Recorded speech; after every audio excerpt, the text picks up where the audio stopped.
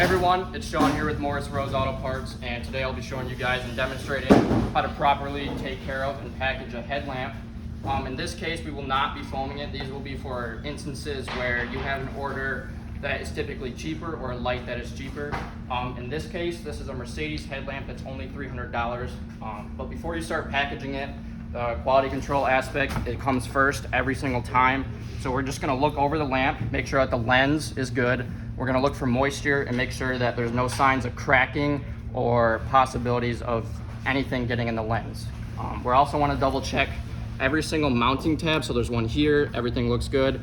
You wanna look at the plastic, look for little cracks or stress fractures, because eventually when they bolt up the headlamp to the car, it'll break. This one checks out, everything on the back looks good. You also want to make sure that your headlamp has either a PO number or a stock number written out legibly somewhere on there. So this lets us know that this is our stock, it's the right headlamp, okay?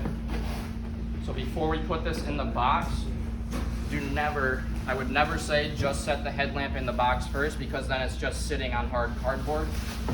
The best way to go about doing this that I have found is to take your bubble wrap and put it over the entire face of the box. You're gonna take your light and just set it there directly in the center. So that way, when you're pushing it down, the bubble wrap already envelops the light and the light is sitting on the bubble wrap. But once it gets like this, it's literally as simple as wrapping like a Christmas present or a birthday present. It's also very important that you're not just smushing the bubble wrap and just trying to make it work. We want to fill up as much of this empty space with this bubble wrap as we can, so that this headlight isn't moving around. What we often see here sometimes is that we'll get a headlight sent back to us and it'll be enveloped and wrapped just like this, but they neglect to take care of all this empty space.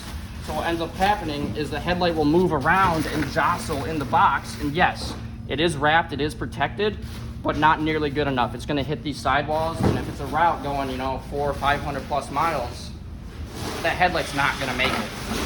So you take any additional bubble wrap you may have. If you have a whole bunch, makes it easier to make it into smaller pieces. And I like to wrap it individually around the headlight and cover up as much space as I can. I like to start with the corners first and work my way around the headlamp and figure out where there's loose space at. I just try to get it as tight around the lamp as I can. And like I said, you want to do that all the way around. So this side's good, this corner's good. You just saw me put stuff in here. So now that I have the entire headlight around, I'm gonna fill up the remaining space with more bubble wrap. And you see, I'm like folding the bubble wrap over itself and around the headlight.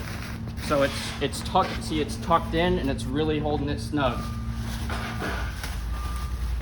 But this one, lay over the top. This one is double folded over itself.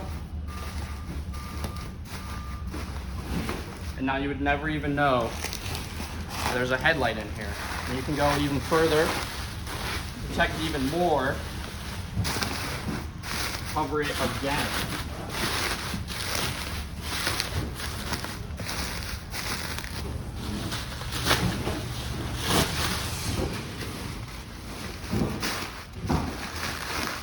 And that's pretty much the gist of it. Now it's simply just properly taping up the box and making sure that it looks presentable and nice. Because you've got to think of it from the buyer's perspective.